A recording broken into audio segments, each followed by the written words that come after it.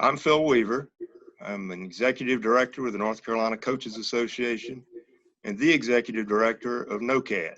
That's the National Organization of Coaches Association Directors. And under our auspices are about 170,000 high school coaches across the nation. A little over a week ago, one of our retired administrators, Lim Cox, came to me and said, you know, I bet there are a lot of coaches out there that don't know how they're going to deal with kids coming back, kids not coming back, kids playing, kids not being able to play. And I thought about it for a very short time and said, you know, he's really right. And a week ago today, in fact, I called Dr. Greg Dale and suggested that we ought to do something. I need your help. And he jumped right in, and you see this great panel that's been put together in only a week. And I'm just really excited, and I'm going to turn it over now to Dr. Greg Dale, who is the Director of Sports Psychology and Leadership Program at Duke University. I'm excited to spend some time with all you guys, and I'm really looking forward to hearing what all you coaches and administrators have to say to try to give some advice to these coaches around the country. You all are coaches and administrators, and you're all facing some of the same types of challenges and issues. So we're going to get right into this. We're talking about coaches and dealing with athletes and student athletes and kids as you come back to school and competition and practice in this unprecedented time. When a kid comes to you and says, how are you going to keep me safe? What sort of advice do you have for coaches on how they would respond to that? How are you going to keep kids safe? My approach would be first is we're going to partner together in that. This whole thing is about keeping each other safe. I'm going to first respect your space and do everything in my power, but I want you to own it. You know, I think one of the things we've talked about with our players is owning the mitigation. Understand it and own it and take pride in it. And but none of it works if you're not willing to work with us. So I think it's a partnership, and I think ownership by the athletes are really important right now as we move forward in sports. That's a great question, and thank you so much for having me on this panel. I believe that any county, district, in any state, college level, high school level, they have been meeting, we have been meeting, Zooming weekly, talking about protocols and the forms that we'll need to fill out, that the coaches need to fill out, that the players will need to fill out, that the screening that will have to be done, the signage that will have to happen for exits and entrances for all of our athletes, the space that's available for them to use. Currently in Durham, we're not using indoor space at all for summer workouts. Actually, we're doing nothing right now until July 20th, I believe. We're trying to get all our ducks in a row. We're doing, listening to the science and the governor and following all those protocols, as well as having hand sanitizing, having hand washing stations, figuring out who is, the person that's going to take care of the hydration, because you don't want a bunch of football players, soccer players, or the like, all trying to get water at the same time, touching the same things. Bathrooms, right? Who's going to disinfect bathrooms? Are the kids going to bring their own sanitization? There's so many things that we're tackling right now and that we're lining up so that we can actually step on the field. Like you said, it's unprecedented times, and it's going to be solely on coaches, athletic directors, and players to all keep each other safe. Coaches wear masks, ADs wear masks. We have pods. Those are numbers of people that can train at a time. Who's going to train them? Making sure that we report anything that is out of order, such as someone doesn't feel well. Everyone on this panel knows, we go above and beyond daily anyway for our athletes. This is no different. We want everyone to be safe. We want the education out there of our coaches, our coaching staffs, and our players and parents as well, so that we're all on the same page when we open up and step on the field or court. So, Greg, one of the things I get often from parents too is, and in a variety of things at the high school level, but they'd like us to guarantee certainty. And it's just so hard to guarantee certainty. And we have to live with the fact that, you know what, we're going to take the best practices available and the best information available.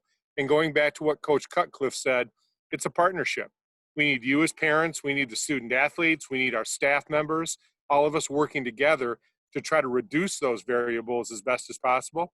But just to understand, we can't guarantee certainty, but we are doing all that we can possibly do in order to get the best information and putting, you know, people together and collaborating so we can create the best possible environment. You know, I think the other thing is just patience. I think this is a brand new world that we're walking into as far as the current status. And, you know, we have the guidelines given to us as far as CMS that we got to follow. It is nowhere near inconducive to playing football, right? But we just got to be patient and do what we're asked to do, and make sure we keep space and respect space. Make sure we're keeping our hands washed and clean, and have all the things, our masks on, all the things that they're asking us to do until we can take that next step, whenever that is. So I think patience is just really big. Next question I want to ask you guys around this piece of it. You have a student athlete who is afraid to let you know that they're sick, or that emotionally, mentally, they're struggling because they're worried that it's going to take away from their chances of getting to compete for a spot. Or I know at the college level at Duke anyway, we've got some pretty stringent things in place. Our student athletes are going to have to do some self-reporting every day and take their temperature and do all that stuff. I don't know that it's always like that at the high school level, but as a coach, how do you try to create a culture where kids are going to be willing to come and admit that I'm either struggling mentally, emotionally, or physically, I got something going on here? Anyone want to take a stab at Amy? Yeah. So we do, according to North Carolina High School Athletic Association, we have daily screenings with the athletes as well. Coaches are responsible to do that. Athletic directors oversee it and help. And so that piece is not falling on the athlete themselves. But they do need, you know, like you said, they do need to report if they're not feeling well or anything like that. And I think part of that is knowing our athletes, understanding, you know, maybe they don't want to tell you in front of everybody. Maybe they would rather text it to you or email it to you or something like that. I think also that, you know, being vulnerable as coaches and athletic directors and saying, hey, you know what, you know, this is a new thing. It's going to be better. However, you know, when you're injured, right, you're out for 2 weeks or so. That's going to be, you know, something that you have to recover from. And if you are coming back too soon or, you know, something like that, you could jeopardize your, you know, further season. The difference is that this is something that can affect everyone at the same time. So again, back to the partnership, back to the ownership, you know, part of that ownership of being on the team is you have to be able to communicate with your coaches. You have to let them know. And, you know, they've got to be diligent in reporting to the coaches to keep everyone on the team safe. I think that, you know, one of the things that's absolutely necessary is that they're understanding that with contact tracing, you know, they can cause a lot of damage by not being transparent, not only to themselves, if you're talking about competing for a spot, but for their teammates, their team, their staff, you know, that it could potentially be very dangerous, you know, for the, you know, for other individuals. And I mean, this is a classic that the, you know, this team is greater than yourself. And, you know, hopefully that in most of our teams that young men and women, you know, understand that, you know, walking into their locker rooms every day or onto the field. But, you know, their effects could be devastating. Yeah, before we leave this topic, I want to mention that NOCAD has an affiliation with the Jason Foundation. The Jason Foundation is a wealth of information for helping prevent youth suicide. We lost a kid this past weekend who's a football player here in Guilford County. And we don't know any details, and we know enough. But if you'll go to the Jason Foundation on their website, they will provide you with any amount of written materials, videos. They are a wealth of information to help folks deal with preventing youth suicide, even if you don't think there's an immediate need for it. Anyone else have a comment about that, either physically, mentally, emotionally, they're struggling? Yeah, Todd. I think that's what we've kind of talked about most with my coaching staff, is just the emotional toll this is taking on the youth right now.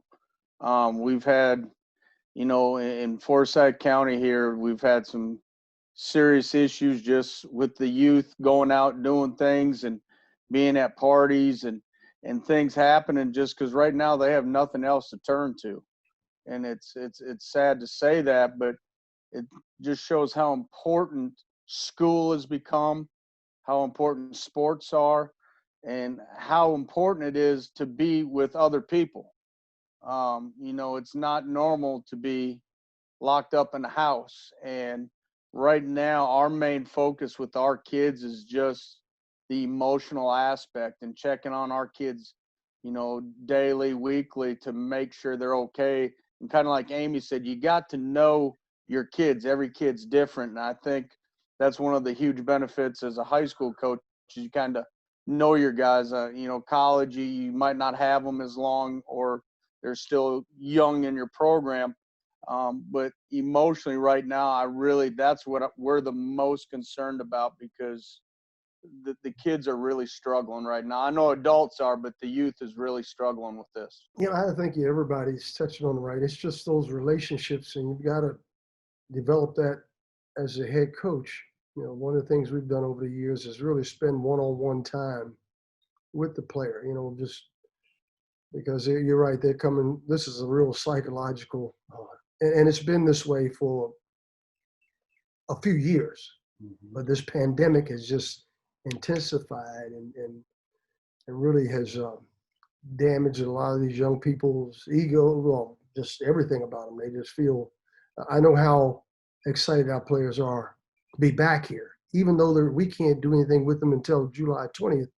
I'm just amazed at how happy they are to see their teammates and be back again. So having said that, the leadership is incumbent upon us to really lead them the right way, make sure we spend the necessary time with them one-on-one, because they'll tell you a lot more of what's going on when you get them one-on-one. Yeah, I just wanted to piggyback off that as far as connecting with the parents. We had a parent Zoom. I had one with the rising ninth graders, which were eighth graders, and that like we call it family meetings. But we also had a Zoom a couple of weeks ago just with our entire team and their parents. And we had one yesterday to introduce the staff to the parents. And so, a lot of times I look at coaches and our relationship with the parents, it's a partnership. And I try to sell that to our parents, that, hey, this is a partnership. We're working together so that your kid can have a great experience. And we have to be on the same page. And so as a family, we have roles and different roles that we all have to respect.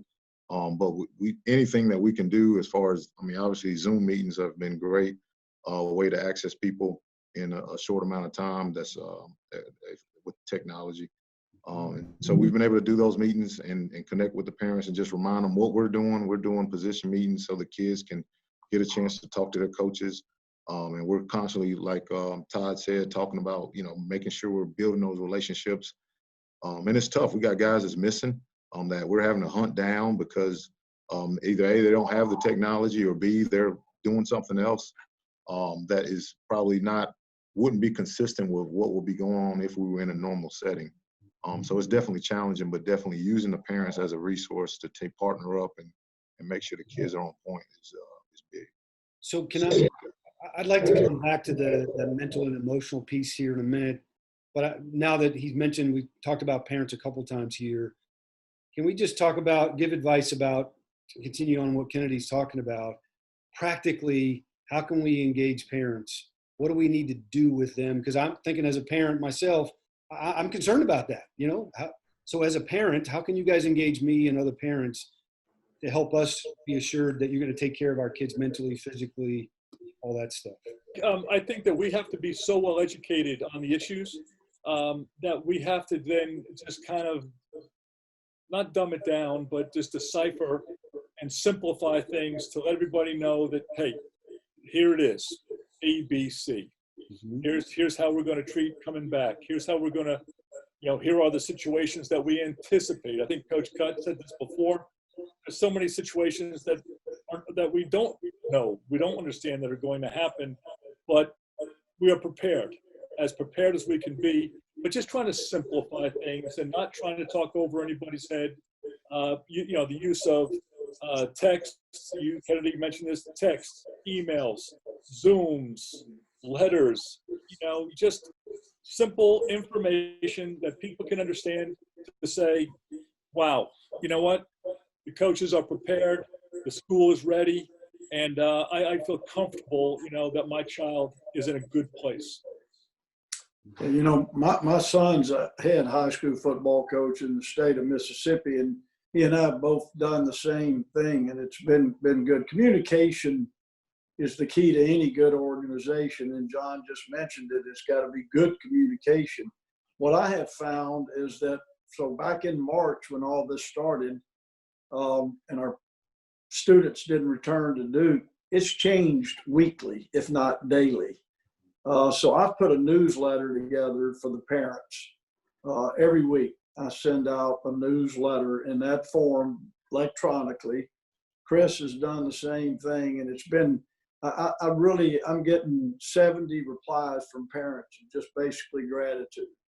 And I'm asking for their patience. And if I don't know something, I'm telling them I don't know something. So I think it is all about honesty when you're dealing with a parent, and we're most of us are parents. You just want honesty.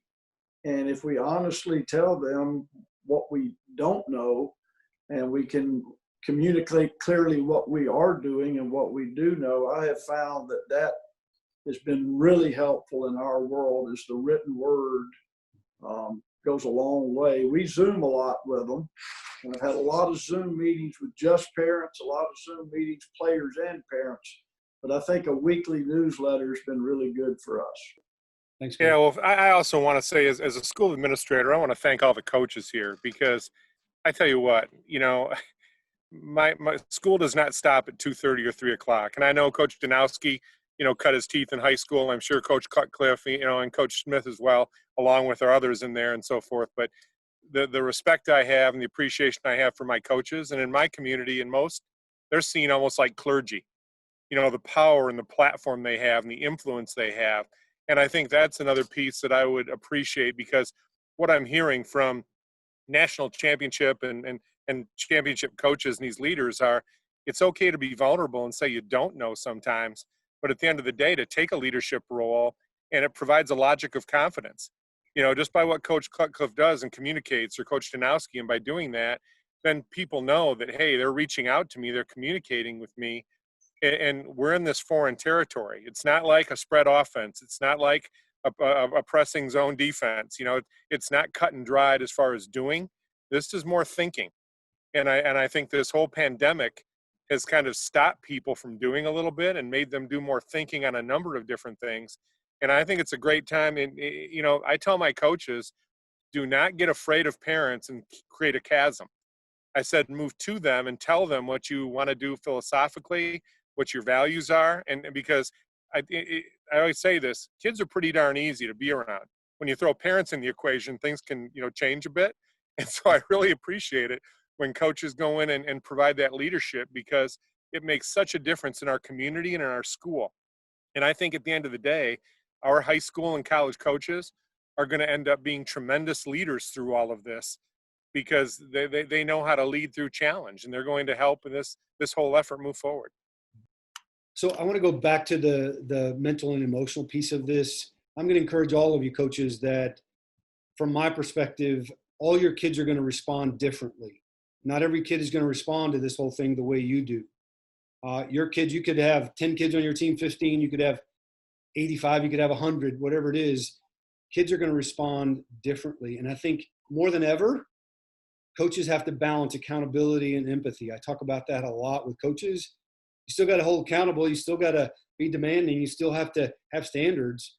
But now more than ever, we got to demonstrate some empathy. And, empathy is working to try to put yourself in someone else's shoes. And the reality is, you might have a kid who's lost a grandmother to this situation, or they have a friend or a loved one. They've been touched by it in a way that you haven't. So you might not be able to put yourself in their shoes, but I do think you have to be able to show compassion, that you care, perhaps that you're willing to listen. And more than ever, if empathy is not one of your strengths, more than ever, you need to put it in your tool belt. You need to work on that. You need to really remind yourself as a coach that every kid's got a story that's coming every day. They've all got a story. And more than ever, we've got stories going on. And if we don't have that relationship that you guys are talking about, it's going to be hard for you to know that. So developing that relationship, talking to them, but also demonstrating empathy and compassion. And with that, one more question around this piece of it. Let's say you do have a kid that his grandmother or her grandmother has passed away, and has passed away as a result of this situation, or someone close to them. How do you handle it? What do you do with that kid as a coach? The first thing that, is just be really, come on, let's talk. How are you doing? Right? I know what happened, or, I've heard, or you told me.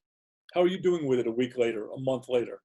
And if you're not comfortable talking to me, we have resources. We have resources in our, certainly at the university level, we have resources. Certainly at the high school level, there are resources and people to reach out to. If you're not comfortable with me and you don't want to talk to me about it, but you know what? And to say, listen, there are times in our lives where we've struggled with things, and we've talked to our local priest. We've talked to our, we all have confessors or rabbis somewhere, tucked away in our lives. And again, it helps build those relationships that everybody has talked about, to make it a little stronger. And hopefully they'll talk to someone. Doesn't have to be you. It'd be great, if it were you, but it doesn't have to be, as long as you're out there. And then a follow-up, a week later, a text, a phone call, hey, how you doing? Away from the practice scene, maybe away from the locker room or the training room, and just a follow-up to say, hey, I'm thinking about you. Last week, actually, one of our players' little sister passed away. It wasn't from COVID, and I'm honestly not really sure what the cause was.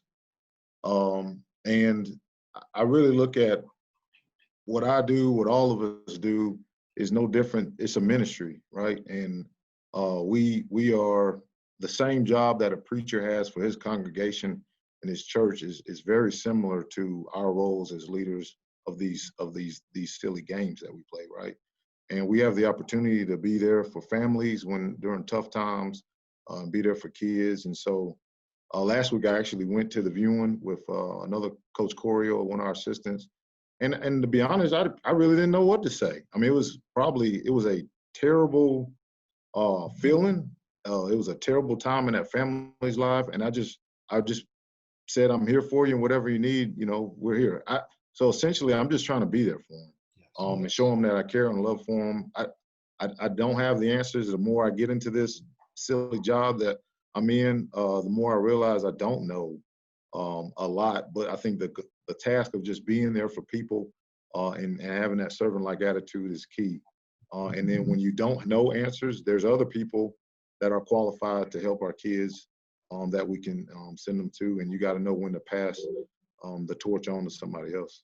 Now, I hate to make it personal, but I can share this. I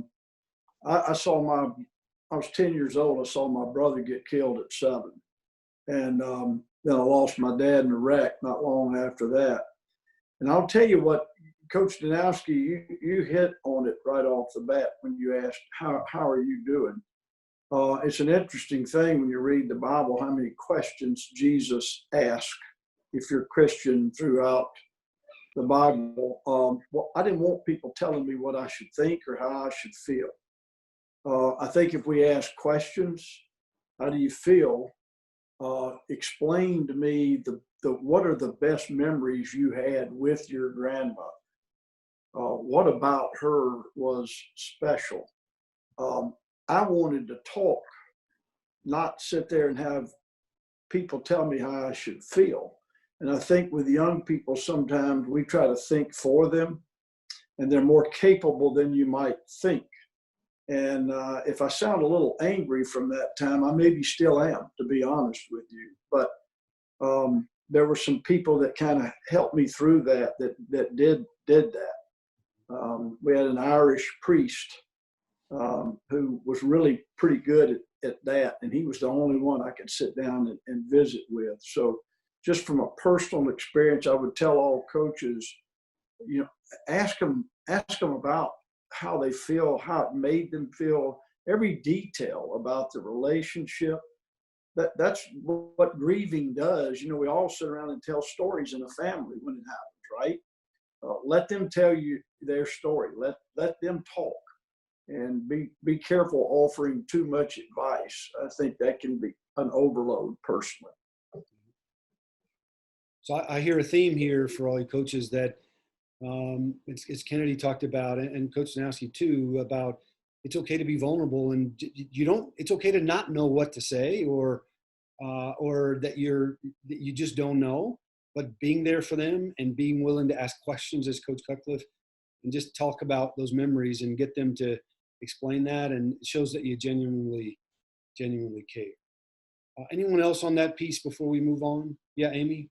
I would say another thing, other than your support for your player, their teammate support. There's, comfort when you have your peers who you guys go to battle with each other on the field or, on the court and whatnot. And to have them be there to support you as well, even if it's through Zoom or FaceTime or, whatever it is, just to have that support. I mean, it grows a team as well, but it will definitely support and help the player who's in crisis at that time. So, No doubt. Yeah. Hey, Greg, one last thing too. I think it's key. We have to remember, and as a high school principal, I am non-political. Okay, and I don't take a side, but in this political environment we have with our adults that become so adversarial and so polarizing, I think that many of our coaches are key leaders in being able to try to, we're looking at racial issues in our country. We're looking at health issues in our country. We're looking at all these different variables. And right now, who are going to be those guideposts and those lighthouses? And I think, for me in my life, my dad was on the road 70,000 miles a year. My coaches were my key people. That's why I ended up becoming a teacher and a coach. And I think we just have to remember what all of these coaches do every day is help shape young minds and help people learn how to negotiate and mediate as opposed to going into fight or flight. And I think it's a big way to develop that relationship so that then these people can think and start to develop. And I know watching Coach Cutcliffe or Coach Danowski's teams, it's just not robots out there doing, they're thinking. The great thing about it is they make adjustments. They see what's happening. They can take coaching and build on it and make other decisions. And I know with the other coaches here too, that's really, I think, our key in developing these young men and young women into becoming thinkers who can make some decisions based on, what they're getting, but also, seeing these things. Yeah. So next question I want to ask, maybe Todd, I'm going to point this one to you a little bit. How do you keep these kids engaged other than maybe Zoom and doing that? And like I said, our kids are, my two boys are going to do online school. It's already been decided for the fall that they're going to be online in the fall. And so how are you going to keep these kids engaged to make sure that they're continuing to do what they need to do? Yeah, I think the big thing we do, and I've learned a lot of this from college coaches and some other high school coaches is just the leadership group. You have that one leadership group that you lean on, you know, it might be between 8 to 12 guys, you know, the guys that you can really lean on. And then obviously you break them down into other groups. I think as a coach, you know, you got to wear a bunch of hats. So what you got to understand, not every one of your players are going to feel comfortable talking with you. So we try to make groups that there's so many different outlets that they can go to. You know, I'm blessed being at the same school. I'll be going to East Forsyth now, going on my 18th year here, that the community accepts our program and what we do. Our community kind of gathers around and helps our athletes and keeps them engaged. You know, it was a struggle. I'll be honest, you know, for high school kids to do stuff online was a struggle. And every day we had coaches broken down into specific groups to keep an eye on certain individuals that we know that struggled in the classroom. And then we have a group of 8 leaders in our leadership group that they kind of help too, because they know their peers a lot better. And a lot of times their peers will talk to them a lot more than they'll talk to a head coach or assistant coach or somebody like that.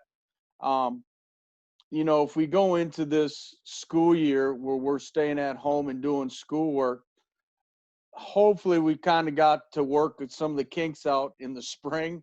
So we kind of already got a plan ahead of us as coaches. I really believe a lot of the high schools will end up doing online stuff just because of transportation issues and space issues for the younger kids. So we've kind of jumped in and told our kids to be ready for it.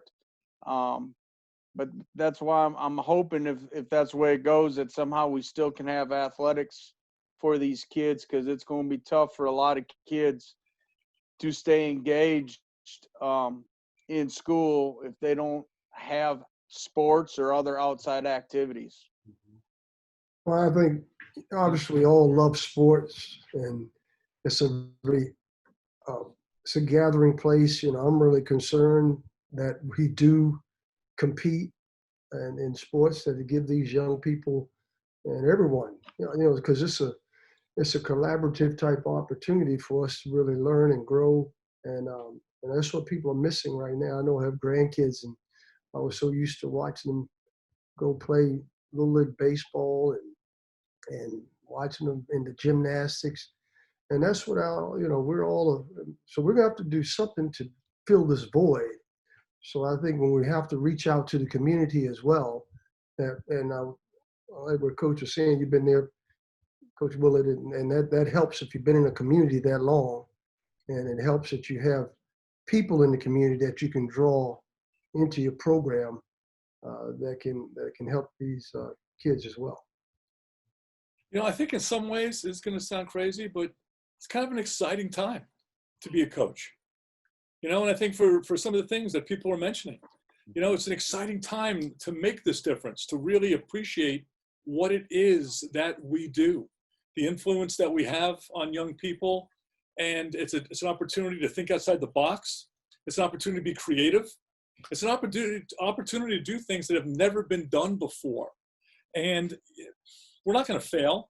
I mean, none of us are going to fail, you know, because this thing is so big. But I think it's in the effort, you know, and it's in the opportunity, stealing from what somebody else is doing. Man, I like what Coach Cut's doing. You know, I'm going to steal that newsletter. You know, hey, I like this idea. But I just think that perhaps, you know, for all of us, this could be an unbelievable opportunity to take people to a place that they need to go to.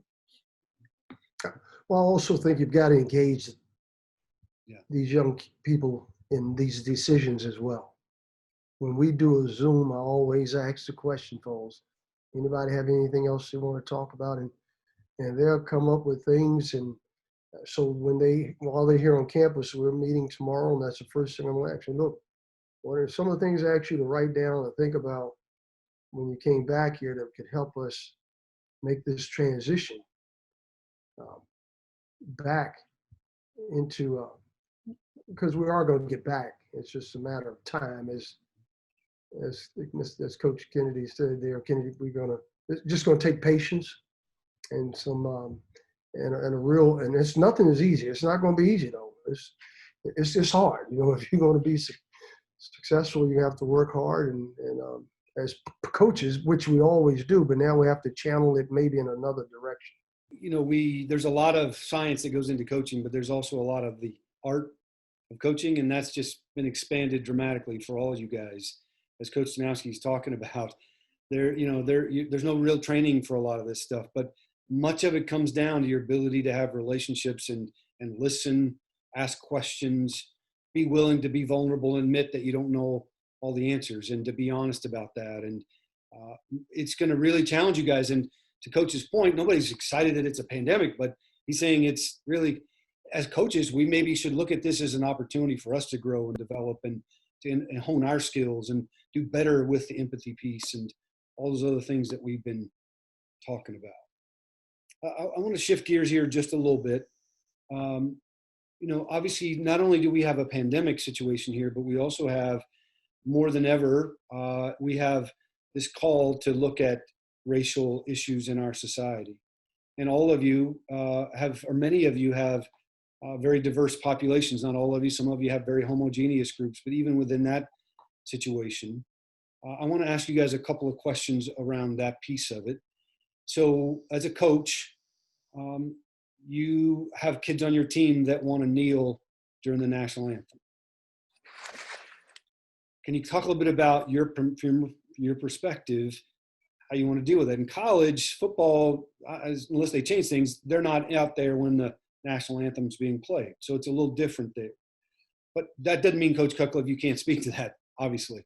But anyone, how are you going to handle that? And also, half your team does, half your team doesn't. How do you keep that from becoming a divide on your team? So it's kind of a two-part question here.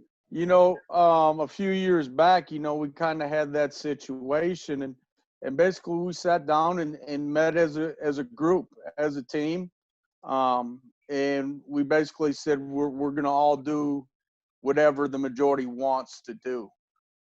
Once again, I think that's the great things about team sports, is that you can find common ground even if people disagree, and understand it's still about team.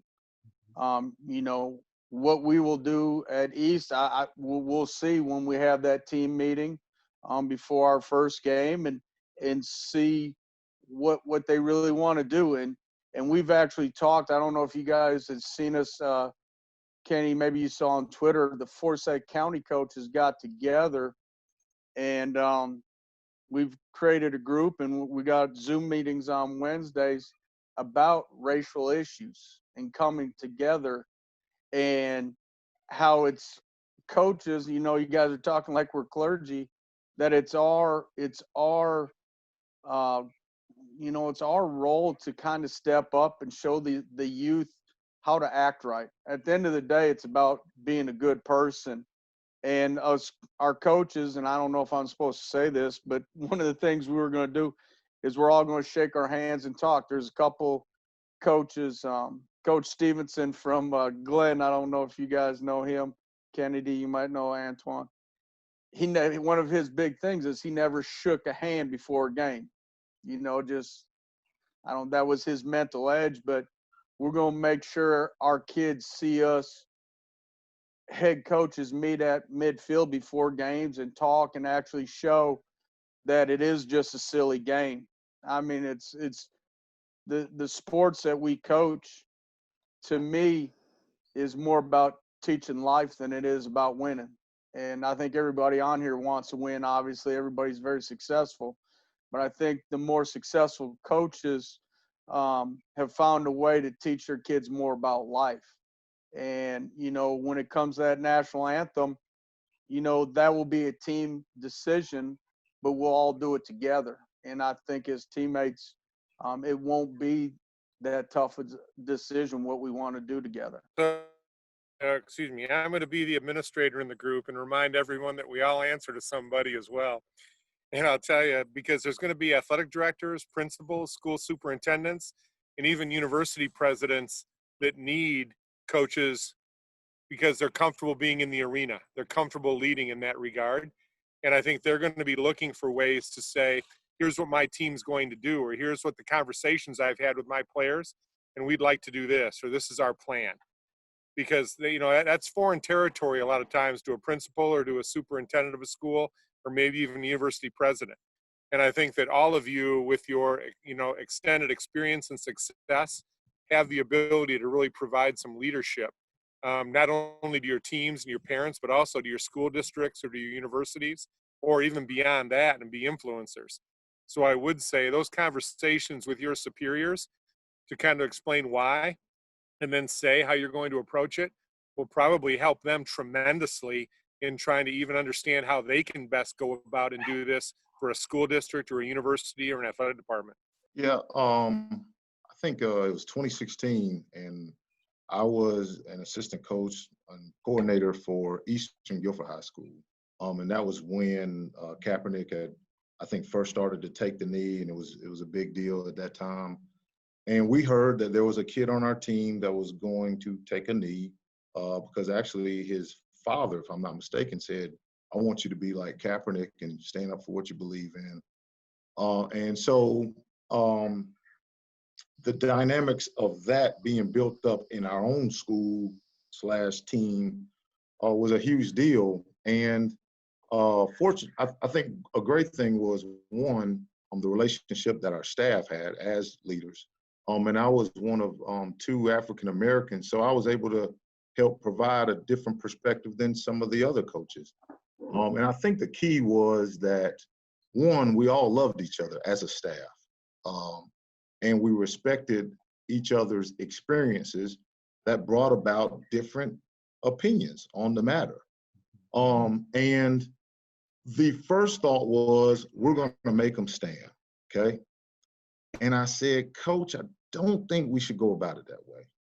I think we should ask them, and I think we can explain why, but I think we're going to have more issues if you make them, right? And I think that's a huge issue in all of this as leaders is, I don't want to, I love the Lord, right? But I can't make kids believe exactly what I believe, whether I feel like I should or not. But I still am responsible for loving those kids. And so as a team, after that conversation with our staff, we were able to say, okay, we're going to explain. And one coach, he had a military background. He felt very strongly about the national anthem because of his experience.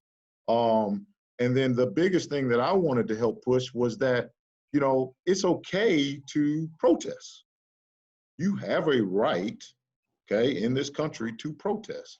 But what's best for our team is that we do something together. And Todd talked about, the unity of team, and we got an opportunity to sell that unity. And that team decided that we copied the Seahawks, where we linked arms and we stood, and that's what we decided for the season. And it was one of our best experiences and best seasons. And I think I go back to that moment when we had that team meeting, talking about all of our experiences and what we were trying and hoping to execute. Looking back on that and seeing how things have unraveled, I kind of agree with Todd. I want the kids to make the decision, and I want whatever we decide to do as a team, I would love for us to do it. On the flip side of that, I also want to respect kids' decisions because they have the right to make that decision just like anybody else. And so that has been a huge struggle in deciding which way we want to go, because I don't want to force anybody to stand or not stand based off of what they believe. And to be honest, I wish everything that comes up, somehow it becomes divisive. Like you're forced to pick a side to make somebody happy. And I think that's really unfortunate. And sometimes I wish, you go to the movies, you don't have to stand up and do the national anthem before the movie, So sometimes I'm wondering if we have to even do it because it sets the platform for divisive, that split that we're all trying to avoid. And as much of a shame as that is, but ultimately, I think it's a great opportunity to show unity and respect for each other's differences. Like, you can believe that, and I'm gonna love you the same, and I'm gonna believe this, and oh Lord's will, you love me the same. And I think selling that to the kids is going to be the biggest thing, but even more so is selling it to the families and the community who don't necessarily have the structure that we are giving our kids. I think and I think Kennedy hits it really well, makes a great point that here's the key too. I mean, for us, these are 18 to 22-year-olds. Now for us, they may look like men, but they're not. They're boys, and they've been sheltered, and they've got no worldly experience. And you've got the pandemic, you've got the economy, you've got these major issues when all they want to do is go to school, see their boys, go out on Saturday night, play ball. They don't want to think about the big issues. And now they're forced to think about big issues. And you know, you're hearing it from a parent. And it's not necessarily their own, they haven't gathered their own opinions yet. And I think, you know, once again, somebody else mentioned this, I think it was Coach Will, that we are forced now into a new role, right? We used to be, you know, we are the loco parentis, we are, you know, confessor, we are disciplinarian, we are the guy that, we're going to be there for you, we're going to give you structure, and now we are social workers or we're sociologists, and we've got to figure things out that we're not certain about. I mean, I've learned more about Black history myself in the past month diving in because I need to know more, you know, and I need to, I need to be better, you know, for my players. But at the end of the day, these kids are so young, and this is, you know, hitting them like, and so conversation, communication, respect, and once again, the word love pops up. If you love your players, you know, you'll find a way, and they'll know you love them, and they'll respond appropriately, and you'll figure that out, you know, together. Awesome. One last question I have about this, and we'll probably get close to running out of time here, is I want to ask you guys about, you know, in our society now, it's rife with, we don't treat each other with dignity anymore. We've lost that. I've heard several people say this, and I love to say this. We're always worrying about being right as opposed to getting it right. And so as coaches, with your teams, with your culture, what kind of conversations do you have around this, like what you guys are talking about amongst themselves, that I can absolutely not understand where you're coming from or disagree with your perspective, but make sure that we do this and that we treat each other the right way with this particular situation? Any advice for coaches on how to deal with that? Coach Cutcliffe, yes. Yeah, I think you know, we've had great conversations. It goes back to listening again. I can't understand their young world, their perspective. Coach Danowski's right. They're not adults yet, but they have opinions and they're important to them. I don't know if any of you fell in love at 16, but if somebody told you it wasn't love, you'd told them they were crazy, right? You know? So it's a real deal. Yeah. And I think that in our team settings, again, here's how I started. I said, guys, I need your help. I hear all of these coaches making all of these statements, saying all of these things, but it's not about us. This is your coming world. This is about the future of your world, this country. So I need your help. Let's let you guys, and of course the whole staff's on the Zoom, help us. Tell us how you're feeling. Let's hear it. That lasted an hour and 10 minutes. And you know what was great about it? Everybody was on mute. And when somebody unmuted, raised their hand, they let them talk. And there were a lot of different thoughts. Everybody heard each other's thoughts. And when it came to the end of just everything, you know what I told them? I said, guys, this is not a United States of America problem. It's a world problem. It's not a current problem. It's been throughout time that people have treated people poorly based upon race, ethnicity, country they were from. You know, if you look at the Bible, Moses was leading the Jewish people out of Egypt because they had been slaves. So I think they need to understand the size. They're not going to just fix this by getting mad. We need to plan what we're doing, and they're going to do it. I'm assigning a player a day when we come back, a fact of the day.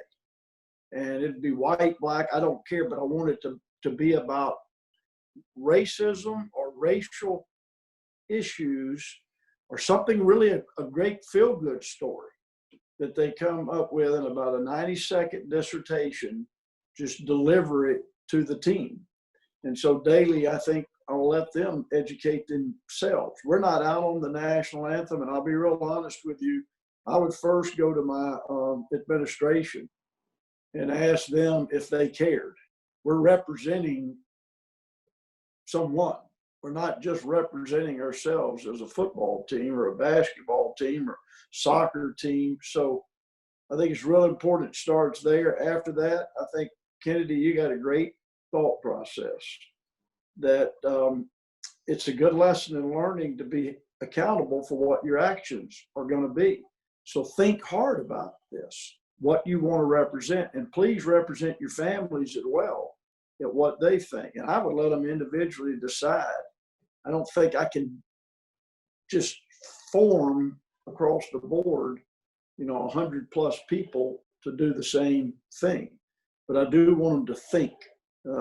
John, you're right. They're not adults. And so, everything we do lives first in thought. So I would want them to think really hard about what they're doing in that regard and why they're doing it. They need to know exactly why, not just because somebody famous did it. That's a little bit of what happened with Colin Kaepernick. They emulate everything the pros do, right? I mean, that's what they do. So anyway, that's my thoughts on that. Yeah, I think, you look at things a lot differently when you see something that happened in Minneapolis.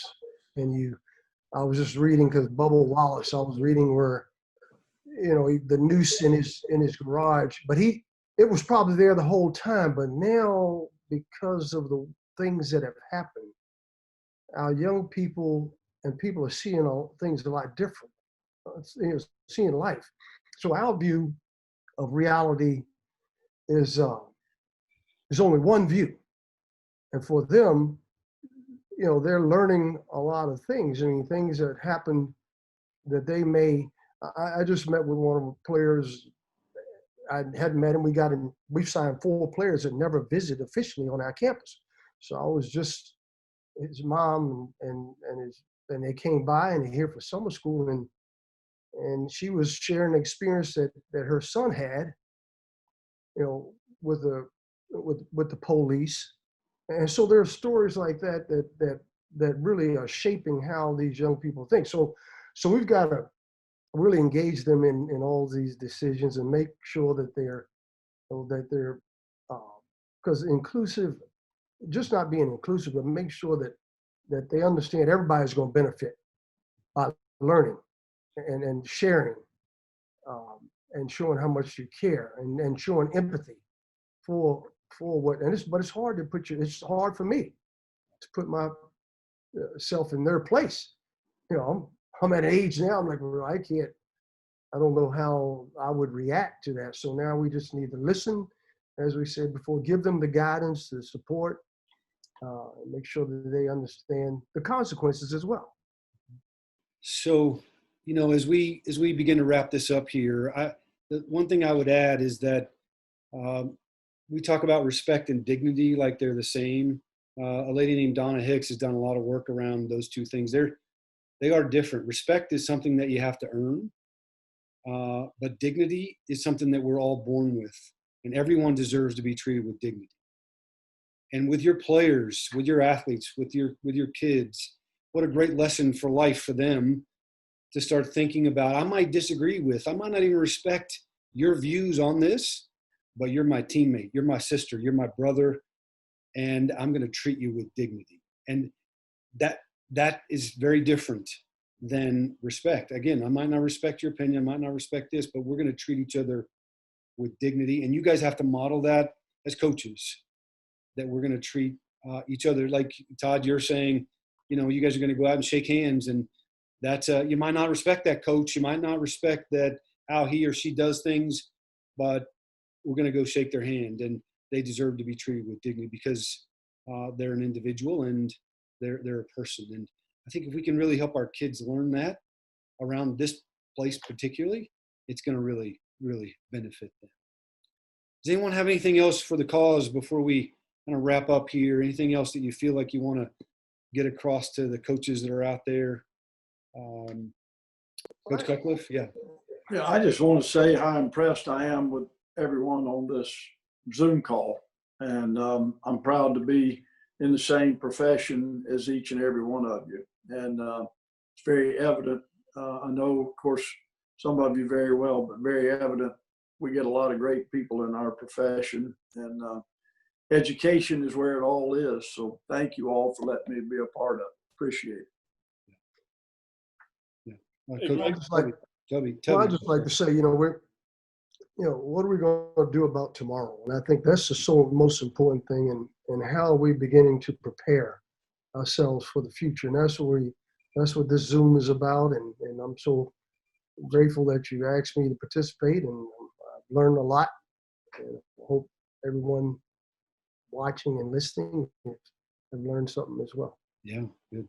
Coach Danowski, sorry, and then Coach Willert. Yeah. You know, listening to everybody, Coach Cuts, boy, man, you just took it. You took the words.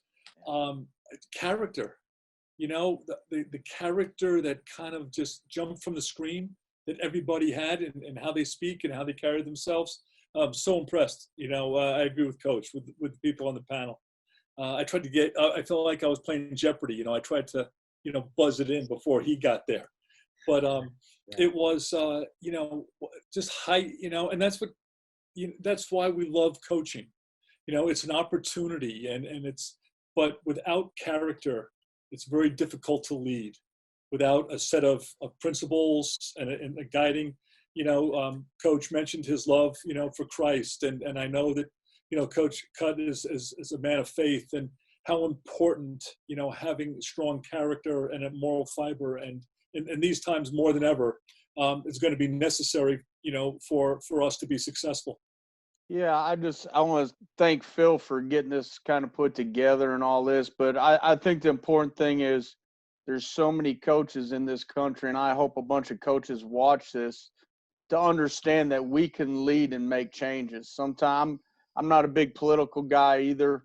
But what I've come to learn from our 12 coaches in our county, you have a lot of power as coaches, and a lot of influence in the state of North Carolina, across the country, up in Michigan, wherever you may be. And I hope more coaches will stand up for the right thing. And if all the coaches across the country do that, I really think we can make a change and make a very positive change in history. And I appreciate all you guys. It's always great learning from you too, Coach Cutcliffe. Yeah, Mark. Yeah, I just want to thank, as someone who started coaching in high school when I was 19, and my high school football coach got me to come home after Coach Heathcote told me my basketball career was coming to an abrupt end. But at the end of the day, I coached a freshman football team by myself at 19, and then for the last 32 years, I've been in it. So the three gentlemen, Tubby and John and David have reached the highest levels of their profession, but also the other coaches involved in this and so forth. I always just appreciate when people are willing to step in the arena and put themselves out there. And, high school coaches certainly don't do it for the money, and nor do college coaches in that respect. But at the end of the day, I have great appreciation and respect, and abiding appreciation and respect for people that just don't come and teach, but they also come and coach. And we're thrusting a lot of young people into head coaching roles now because a lot of veterans are getting out. And they said, I don't want to deal with the parents. So we have to have more opportunities that Phil's organization provides in order to help mentor and bring these young coaches up. and take advantage of the opportunities so we can keep them in the profession. Yeah, I just wanted to thank Phil for the opportunity to be on this panel and learn from everybody. And I know, like Todd said, we're constantly trying to gain, information from peers. I talked to Todd early this year about things that he does as a manager of his coaches and builder of his staff. But ultimately we learn and steal from each other so that we can perform and perfect our ministry that we're performing for these young men and young women and their families. And so the opportunity just to talk with each other, to get to know each other's ideas and perspectives on how we deal with some really, really tough issues, right? That some of the best leaders in the world, I think, are struggling with discussing and trying to, I guess, pursue as well. So definitely appreciate the opportunity. I think the more things that we have like this, where we can learn and talk and be real about the job that we have, then the more likely we'll continue to impact our young kids, and which will ultimately make a change for the future. And I think that's ultimately what it's all about. Yeah, Amy. Yeah. I also want to add my gratitude for being included in this panel. And again, as Coach Danowski said, what a time to be alive, and not in such a depressing way where, oh my God, what are we going to do next? But you know what? You have two choices. You can lead or not. And, we are the leaders. And everyone has said it. They're looking to us. So, if we're not sure what to do, we educate ourselves.